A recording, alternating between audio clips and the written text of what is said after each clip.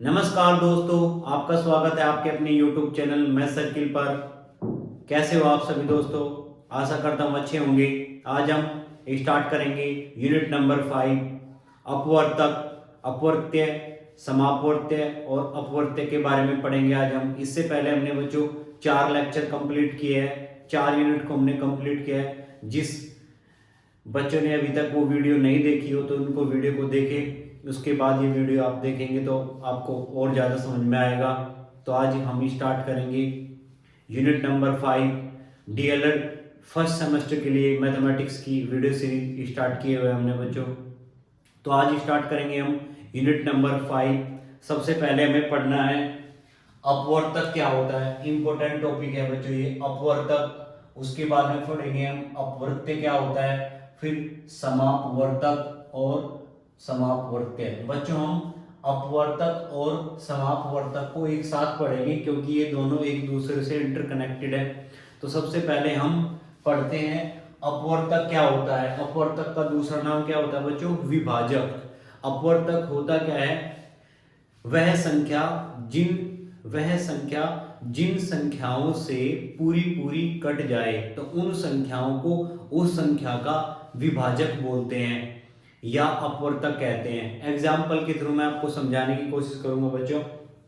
जैसे हमने कोई एग्जाम्पल लिखा 6। 6 बच्चों की संख्याओं से पूरा पूरा कटेगा।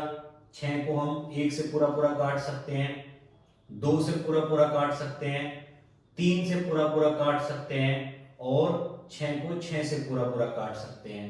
तो हम कह सकते हैं 6 के 1, 2, 3 और 6 अपवर्तक है। यानी कि 6 के हम कुल 4 अपवर्तक निकाल सकते हैं, 1, 2, 3, 4। यानी कि 6 को हम 1 से भी काट सकते हैं, पूरा पूरा विभाजित कर सकते हैं, 2 से, 3 से और 6 से। तो 6 के 1, 2, 3 और 6 एक अपवर्तक है। एक और एग्जांपल लेते हैं बच्चों। जैसे हमने लिखा 15। 15 को हम 1 से विभाजित कर सकते हैं, 15 को हम 3 से विभाजित कर सकते हैं, 15 5 से भी विभाजित हो सकता है और 15 से विभाजित होगा। तो हम कह सकते हैं 15 के कितने विभाजक होंगे, कितने अपवर्तक होंगे? 1, 2, 3, 4। यानी कि 1, 3, 5 और 15 के कुल विभाजक है। इसके विपरीत एक और एग्जांपल हम देखते हैं। जैसे हमने लिखा 14 किससे विभाजित होगा? 1 से पूरा पूरा कट जाएगा, 2 से पूरा पूरा कट जाएगा, फिर ये 7 से पूरा पूरा कट जाएगा और 14 से पूरा पूरा कट जाएगा। तो हम देखते हैं ये 14 के क्या होंगे? विभाजक या फिर अपवर्तक। एक और एग्जांपल हम लेते हैं। जैसे हमने लिखा 10, तो 10 के हम विभाजक ढूंढेंगे बच्चों। 10 1 से कट जाएगा, 2 से कट जाएगा, 5 से कट जाएगा और 10 से कट जाएगा। इसी तरीके से अगर हम 20 के विभाजक ढूंढने की कोशिश करेंगे, अपवर्तक ढूंढने की कोशिश करेंगे, तो 20 किससे कटेगा? 1 से कट जाएगा, 2 से भी कट जाएगा, 4 से कटेगा, 5 से कटेगा, 10 से कट जाएगा, पूरा पूरा विभाजित हो जाएगा और 20 से विभाजित हो जाएगा। तो 20 के ये सभी क्या हो जाएंगे? अपवर्तक। तो आई होप आपको समझ में आया होगा अपवर्तक क्या होते हैं। यानी कि कोई संख्या जिन संख्याओं से पूरी पूरी विभाजित हो जाती है उन संख्याओं को उस संख्या का हम क्या बोलते हैं? अपवर्तक या फिर हम विभाजक बोलते हैं। अब विभाजक के बारे में कुछ इंपोर्टेंट टर्म है, इंपोर्टेंट इनके बारे में फैक्ट है, तो समझते हैं। सबसे पहला फैक्ट, एक प्रत्येक संख्या का अपवर्तक होता है। यानी कि संख्या जो एक होती है प्रत्येक संख्या का अपवर्तक होता है। हमने यहाँ पे देखा 1, इसका भी अपवर्तक है, यहाँ भी एक अपवर्तक है, यहाँ भी एक अपवर्तक है, यहाँ भी एक अपवर्तक है और यहाँ भी एक अपवर्तक है। यानी कि एक प्रत्येक संख्या का एक अपवर्तक होता है। इंपॉर्टेंट है बच्चों ये। दूसरा हम पढ़ते हैं प्रत्येक संख्या स्वयं की अपवर्तक होती है। यानी कि जैसे हमने ये संख्या 6 ली, 6 से कट रही है, 15 से पूरा पूरा कट रहा है, 10 से पूरा पूरा कट रहा है, 20 पूरा कट रहा है, 14 से पूरा कट रहा है। यानी कि प्रत्येक संख्या स्वयं की अपवर्तक होती है। इसका कहने का मतलब यह है प्रत्येक संख्या खुद से पूरी पूरी विभाजित होगी हमेशा, ये भी इंपॉर्टेंट है। तीसरा हम पढ़ते हैं किसी संख्या का प्रत्येक अपवर्तक उस संख्या का एक पूर्ण विभाजक होता है, यानी कि किसी भी संख्या का यदि हम अपवर्तक लेंगे वो उस संख्या को पूरा पूरा विभाजित करेगा। हम देख रहे हैं यहाँ जितने भी अपवर्तक हैं ये 14 को पूरा पूरा डिवाइड कर रहे हैं। 20 ये जितने भी 20 के अपवर्तक हैं ये इसको पूरा पूरा काट रहे हैं। 10 इसको पूरा पूरा काट रहे हैं सारे। 15 के जो अपवर्तक है इसको पूरा पूरा डिवाइड कर रहे हैं। 6 के अपवर्तक इसको पूरा पूरा डिवाइड कर रहे हैं। इसके अलावा हम और भी कह सकते हैं, एक दो और प्रॉपर्टी होती है। प्रॉपर्टी नंबर इसके बाद में हम पढ़ लेते हैं 4। किसी भी संख्या के कुल अपवर्तक निश्चित होते हैं बच्चों, यानी कि लिमिट होते हैं उनकी भी। ऐसा नहीं होता कि अनंत होते हैं। जैसे 14 के अपवर्तक कितने होंगे 4, 20 के अपवर्तक कितने होंगे 1 2 3 4 5 6। इसी तरीके से 10 के अपवर्तक क्या मिले हमें 4, 15 के अपवर्तक क्या मिले 4। तो इस तरीके से हम कह सकते हैं किसी भी संख्या के कुल अपवर्तकों की संख्या निश्चित होती है। इसके बाद में हम एक और पढ़ते हैं किसी भी संख्या का अपवर्तक उस संख्या के बराबर या फिर उस संख्या से छोटा होता है। तो आई होप आपको अपवर्तक के बारे में संपूर्ण जानकारी मिल गई होगी। अभी तक हमने पढ़ा अपवर्तक क्या होता है यानी कि विभाजक क्या होता है। अब हम पढ़ेंगे अपवर्त्य या गुणज किसको कहते हैं, अपवर्त्य क्या होता है, गुणज, इसके बारे में संपूर्ण जानकारी लेंगे। तो देखते हैं, सबसे पहले हम अपवर्त्य यानी कि गुणज के बारे में जानकारी लेते हैं बच्चों। अपवर्त्य का मतलब होता है मल्टीपल या फिर गुणज, यानी कि अगर हमें किसी भी संख्या का हमें गुणज निकालना है तो हम उस संख्या में प्राकृतिक संख्याओं से गुणा करते जाएंगे और हम उन संख्याओं के गुणज निकाल सकते हैं। जैसे एक एग्जांपल के थ्रू मैं लिखता हूं, जैसे 5 के हमें गुणज निकालने हैं तो 5 में यदि मैं प्राकृतिक संख्या 1 से गुणा की तो 5 मिला, 5 में 2 से गुणा करेंगे यानी कि 5 गुना 2 तो कितना हो जाएगा 10। 5 का दूसरा मल्टीपल यानी कि गुणज क्या हुआ 10। 5 में यदि मैं 3 से गुणा करूं तो मुझे क्या मिलेगा 5 का तीसरा मल्टीपल 15 यानी कि 5 का तीसरा गुणज 15। 5 में यदि मैं 4 से गुणा करूं तो मुझे क्या मिलेगा 20 और मैं 5 में 5 से गुणा करूं तो मुझे मिलेगा 25। इस तरीके से हम कह सकते हैं किसी भी संख्या का यदि हमें गुणज निकालना है तो हम उस संख्या में प्राकृतिक संख्याओं से गुणा करते रहेंगे और हमें गुणज प्राप्त होता रहेगा, यानी कि हम अपवर्त्य निकालते रहेंगे। एक और एग्जांपल से समझते हैं, जैसे हमने लिखा 3 तो 3 के पहले 5 गुणज निकालने हैं तो 3 का पहला गुणज, 6 दूसरा गुणज, 9 तीसरा गुणज, 12 चौथा गुणज और 15 पांचवा गुणज। यानी कि हम सिंपल लैंग्वेज में ये कह सकते हैं पहाड़े जो होते हैं वो उस संख्या के गुणज होते हैं। एक और एग्जांपल, जैसे हमें 20 के 3 गुणज निकालने हैं तो 20 पहला गुणज हो जाएगा, 40 दूसरा गुणज हो जाएगा और 60 तीसरा गुणज हो जाएगा। इस तरीके से आपको समझ में आया होगा बच्चों, यानी कि गुणज किसे कहते हैं या अपवर्त्य किसे कहते हैं। अब अपवर्त्य से रिलेटेड कुछ टर्म है, समझते हैं उनको। सबसे पहले पढ़ेंगे हम प्रत्येक संख्या स्वयं का एक अपवर्त्य है, यानी कि प्रत्येक संख्या खुद का एक मल्टीपल होता है बच्चों। ये बात सही है क्योंकि 3 एक पहला मल्टीपल है 3 का, 5 एक पहला मल्टीपल है 5 का, 20 एक पहला मल्टीपल है, यानी कि 20 अपने आप का ये क्या हो जाएगा अपवर्त्य हो जाएगा। ये पढ़ते हैं अब हम, किसी संख्या के अपवर्त्यों की संख्या अपरिमित होती है, यानी कि किसी भी संख्या के हम इनफाइनाइटली मैनी मल्टीपल निकाल सकते हैं। किसी भी संख्याओं के बहुत सारे हम गुणज निकाल सकते हैं। इसके विपरीत हमने पढ़ा था अपवर्तक के जो किसी भी संख्या के अपवर्तक निश्चित होते हैं, यानी कि उनको हम गिन सकते हैं, लेकिन किसी भी संख्या के यदि हमें अपवर्त्य निकालने होते हैं तो वो क्या होते हैं अनंत होते हैं, अपरिमित होते हैं। इंपॉर्टेंट है बच्चों ये भी। फिर हम पढ़ते हैं कोई संख्या अपने प्रत्येक अपवर्तक का अपवर्त्य होती है। इसका मतलब समझते हैं, कोई संख्या अपने प्रत्येक अपवर्तक का अप्रत्यय होती है। सबसे पहले हम पढ़ते हैं, जैसे हमने लिखा 10, 10 के हमने अपवर्त्य निकाले, 10 के अपवर्त्य, 10 के हम प्रत्येक अपवर्तक निकालेंगे 1, 2, 5 और 10। इसने बोला है कोई संख्या अपने प्रत्येक अपवर्तक, ये सारे अपवर्तक हैं, का अपवर्त्य होती है। तो 1 का अपवर्त्य क्या होगा 10, क्योंकि ये 10वां गुणज है। 2 का 5वां गुणज है, 5 का ये दूसरा गुणज है और 10 का ये पहला गुणज है। यानी कि कोई संख्या अपने प्रत्येक अपवर्तक का अपवर्त्य होती है, ये बात इसकी सही है।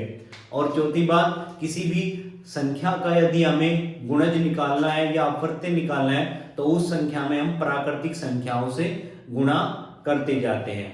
आई होप ये आपको समझ में आया होगा अपवर्त्य तथा अपवर्तक किसे कहते हैं। अभी तक हमने अपवर्तक तथा अपवर्त्य के बारे में पढ़ा, अब हम पढ़ेंगे समापवर्तक तथा समापवर्त्य। बच्चों समझते हैं, समापवर्तक का मतलब होता है समान प्लस अपवर्तक, यानी कि जिन संख्याओं के समान अपवर्तक होते हैं उनको हम क्या बोलते हैं, समापवर्तक। समझते हैं, जैसे हमने लिखा 12, 15 और 18, हम इनके अपवर्तक निकालेंगे। 12 का अपवर्तक 1, 12 1 से भी कट जाएगा, 2 से भी कट जाएगा, 3 से कट जाएगा, 4 से कट जाएगा, 6 से कट जाएगा और 12 से कट जाएगा। यानी कि 12 के ये कुल अपवर्तक रहे 1, 2, 3, 4, 5, 6। अब हम 15 के अपवर्तक निकालेंगे। 12 1 से कटेगा, 15 1 से कटेगा, 3 से कटेगा, 5 से कटेगा और फिर 15 से कटेगा। इसी तरीके से हम 18 के निकालते हैं। 18 1 से कटेगा, 2 से कटेगा, 3 से, 6 से और फिर 18 से कटेगा। अब हम इनमें से समान अपवर्तक देखते हैं। बच्चों ये सभी 12 के अपवर्तक लिखे गए हैं, ये 15 के अपवर्तक लिखे गए हैं और ये 18 के अपवर्तक लिखे गए हैं। अब हमें इनमें समान छांटना है। देखो 1 ये समान अपवर्तक है, इसी तरीके से हम 3 ये भी इसमें समान अपवर्तक है। तो हम देखते हैं समान अपवर्तक क्या क्या है इसमें, 1 और 3, तो इनको हम क्या बोलते हैं, समान अपवर्तक। अब एक टर्म आती है महत्तम समापवर्तक, यानी कि इन समापवर्तकों में जो सबसे बड़ा अपवर्तक है उसको हम बोलते हैं मैसे, यानी कि महत्तम समापवर्तक। तो इन संख्याओं का यदि हमें महत्तम समापवर्तक निकालना है तो सबसे बड़ा हम क्या निकालेंगे, समापवर्तक। वो क्या होगा, 3। तो आई होप आपको समझ में आया होगा कि समापवर्तक होता क्या है। अब हम पढ़ेंगे अपवर्त्य क्या होता है। अभी तक हमने पढ़ा समापवर्त्य क्या होता है, अब हम पढ़ेंगे अपवर्त्य। एक एग्जांपल से हम इनको समझेंगे। जैसे हमने लिखा 4, 6 और 8, हमें इनके समापवर्त्य, समान अपवर्त्य, सबसे पहले इनके अपवर्त्य लिखेंगे हम। 4 के अपवर्त्य 4, 8, 12, 16, 20, 24, 28, 32। अब 6 के लिखेंगे हम 6, 12, 18, 24, 30, 36 और 42।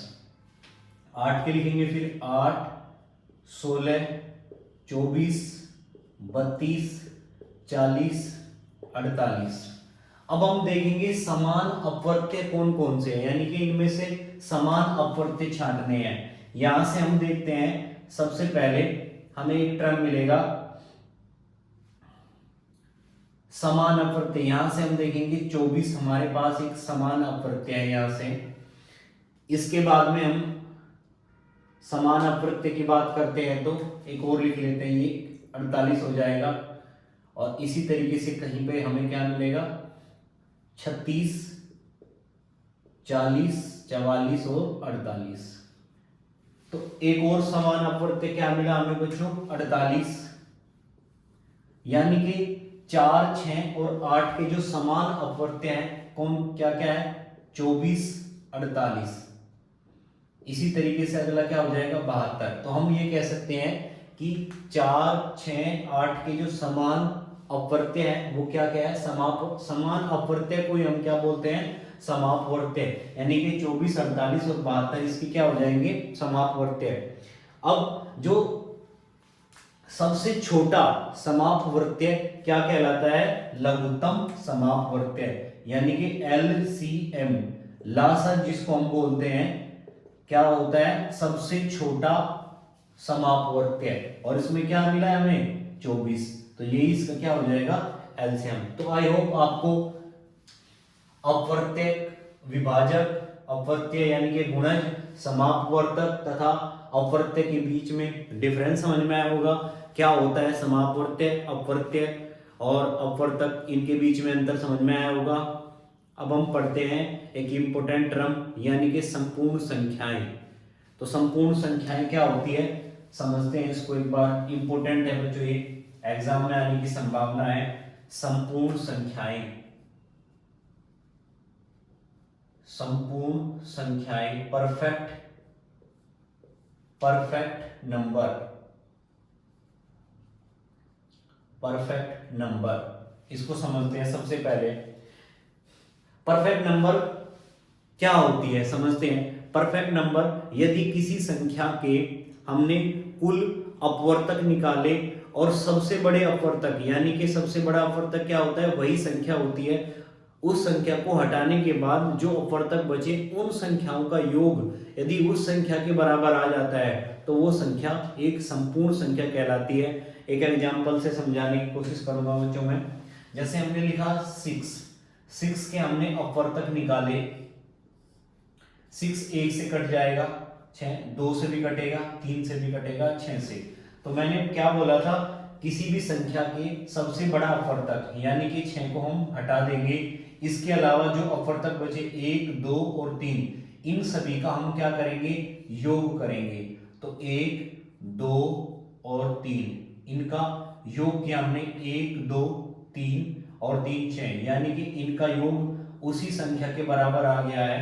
तो हम ये कहेंगे कि 6 एक संपूर्ण संख्याएं है, संपूर्ण संख्या यानी कि परफेक्ट नंबर है। इसी तरीके से एक दो एग्जांपल मैं और लिख देता हूं, जैसे 28 भी एक संपूर्ण संख्या है, 496 भी एक संपूर्ण संख्या है। आपको कमेंट में एक या दो संपूर्ण संख्याएं लिखकर बतानी है। आपको ये वीडियो कैसी लगी कृपया कमेंट बॉक्स में बताइए। यदि आपको ये वीडियो पसंद आई हो तो कृपया चैनल को सब्सक्राइब करें और अपने दोस्तों के साथ इस वीडियो को शेयर करें। अगले चैप्टर में हम फिर मिलेंगे, यानी कि यूनिट नंबर 6 में मिलते हैं अगली वीडियो में। तब तक के लिए बाय बाय।